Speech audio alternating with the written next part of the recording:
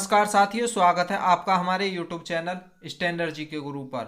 तो साथियों, इस वीडियो में हम CRPF ट्रेडमैन की भर्ती परीक्षा के लिए हिंदी का प्रैक्टिस सेट कराने वाले हैं। जो प्रैक्टिस सेट आपका CRPF हेड कांस्टेबल मिनिस्ट्रियल में पूछा गया है, जो कि 28/2/2023 को 4 से 5.5 वाली शिफ्ट में पूछा गया है। तो चलिए स्टार्ट करते हैं। क्वेश्चन नंबर 1, संदिग्ध वर्तमान काल का वाक्य कौन सा है?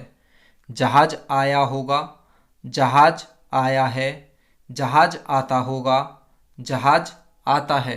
तो संदिग्ध वर्तमान बताना है, यानी संभावना, वर्तमान काल में संभावना जताई जा रही हो। तो कहाँ जताई जा रही है? जहाज आता होगा।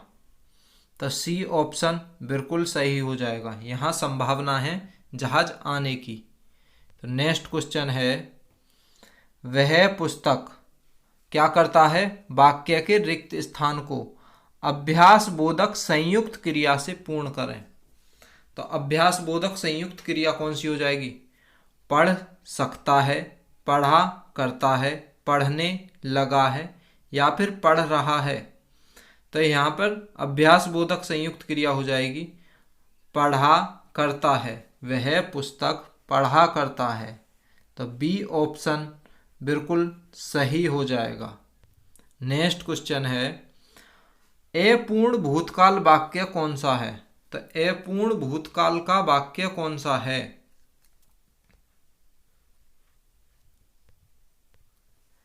अपूर्ण भूतकाल का वाक्य कौन सा है? तो अपूर्ण, बालक रो रहा था, बालक रोया, बालक रो रहा था, बालक रोया है। तो अपूर्ण यानी भूतकाल में क्रिया चल रही थी और चलती ही छोड़ दी। तो इसका हो जाएगा बालक रो रहा था, यानी वह बालक रो रहा था, पहले ही तो रो रहा था। अपूर्ण भूतकाल क्रिया हो जाएगी। ए ऑप्शन बिल्कुल सही हो जाएगा। नेक्स्ट क्वेश्चन है, जिसकी इच्छा की गई हो, वाक्यांश के लिए एक शब्द होगा। तो जिसकी इच्छा की गई हो, इप्सित, इसित, इप्सित, इसित। तो इनमें कौन सा हो जाएगा? जिसकी इच्छा की गई हो उसे कहेंगे इप्सित। बड़ी ई, आधा पे और से ईत, इप्सित। ए ऑप्शन बिल्कुल सही हो जाएगा। जिसकी इच्छा की गई हो, वाक्यांश के लिए एक शब्द क्या होगा? तो जिसकी इच्छा की गई हो, इसके लिए एक शब्द हो जाएगा इप्सित। तो ए ऑप्शन बिल्कुल सही हो जाएगा, इप्सित। नेक्स्ट क्वेश्चन है, श्रद्धावान पुरुष को ज्ञान की प्राप्ति होती है, वाक्य के किस अंश में वर्तनी अशुद्ध है?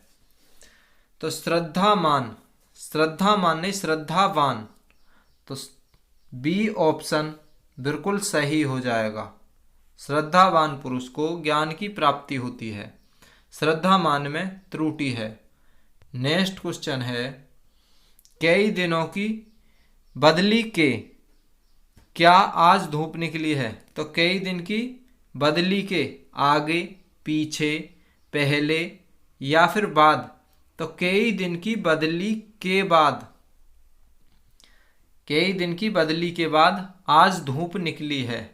तो डी ऑप्शन बिल्कुल सही हो जाएगा। नेक्स्ट क्वेश्चन है, जो कहा गया है, वाक्यांश के लिए एक शब्द क्या होगा?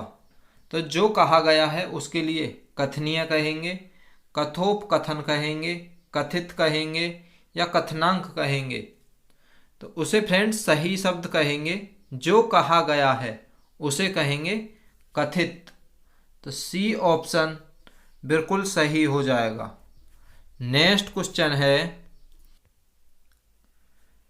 निम्नलिखित में से कौन सा शब्द युग्म समानार्थी नहीं है? तो कौन सा शब्द युग्म समानार्थी नहीं है? याचना, कयास, अन्वेषण, शोध, निजी, स्वकीय, अनुवाद, तर्जुमा। तो इसका जो सही समानार्थी नहीं है याचना, कयास। ये दोनों समानार्थी शब्द नहीं हैं।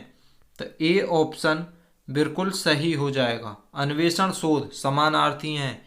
निजी, स्वकीय ये भी समानार्थी है। अनुवाद, तर्जुमा ये भी समानार्थी शब्द हैं।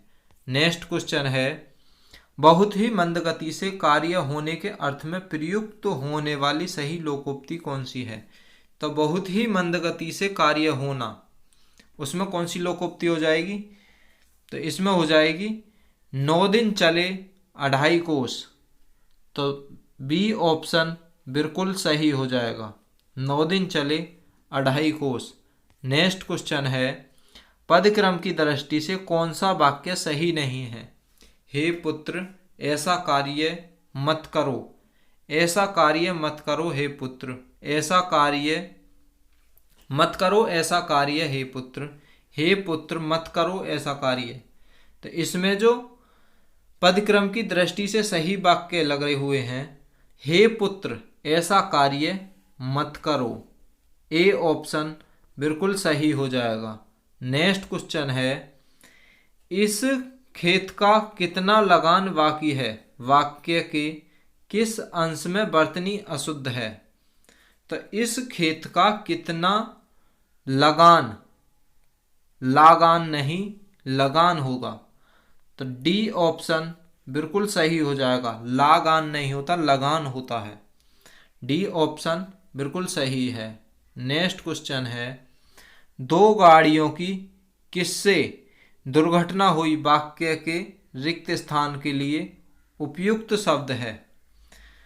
तो 2 गाड़ियों की टक्कर से दुर्घटना हुई, या फिर ठोकर से दुर्घटना हुई, लड़ाई से, या फिर मुठभेड़ से। तो 2 गाड़ियों में क्या होती है? टक्कर होती है। तो किससे हुई? टक्कर से दुर्घटना हो गई। ए ऑप्शन बिल्कुल सही है। नेक्स्ट क्वेश्चन है, ठंड के मारे उंगलियां क्या हो गईं? इस वाक्य के रिक्त स्थान के लिए सबसे उपयुक्त शब्द क्या होगा?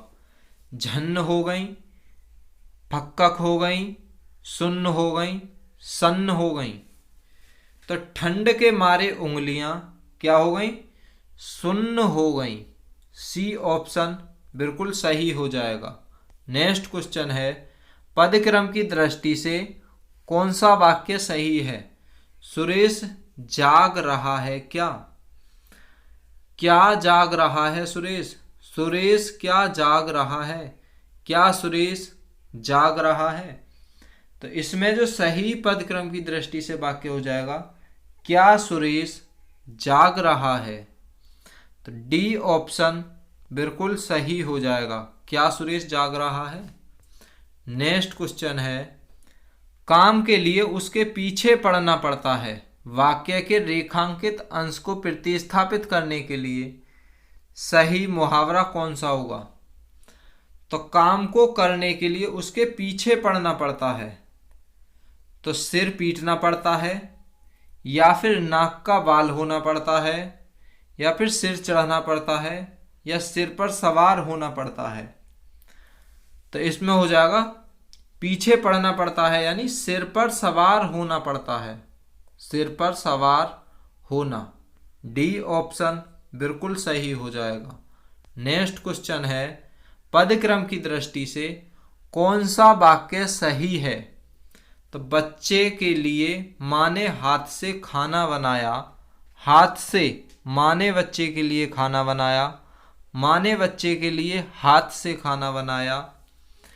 माँ, या फिर माँ ने हाथ से बच्चे के लिए खाना बनाया। तो इसमें जो सही ऑप्शन हो जाएगा, माँ ने बच्चे के लिए हाथ से खाना बनाया। तो माँ ने बच्चे के लिए हाथ से खाना बनाया, बिल्कुल सही क्रम लगा हुआ है। तो सी ऑप्शन बिल्कुल सही हो जाएगा। नेक्स्ट क्वेश्चन है, पन्नग किसका पर्यायवाची है?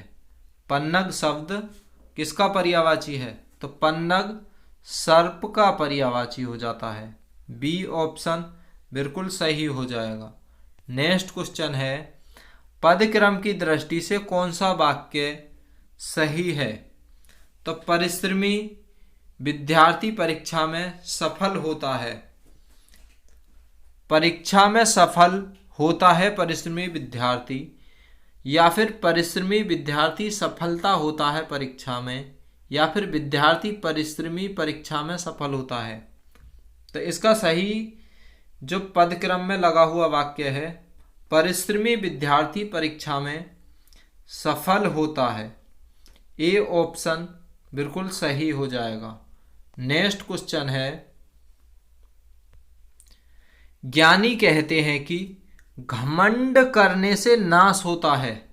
वाक्य में रेखांकित अंश को किस लोकोक्ति से प्रतिस्थापित किया जा सकता है?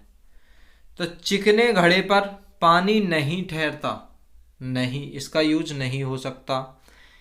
चित्त भी मेरी पट्ट भी मेरी, नहीं हो सकता। चींटी की मौत आती है, यानी चींटी की मौत आती है तो पर निकलते हैं, बिल्कुल सही हो जाएगा।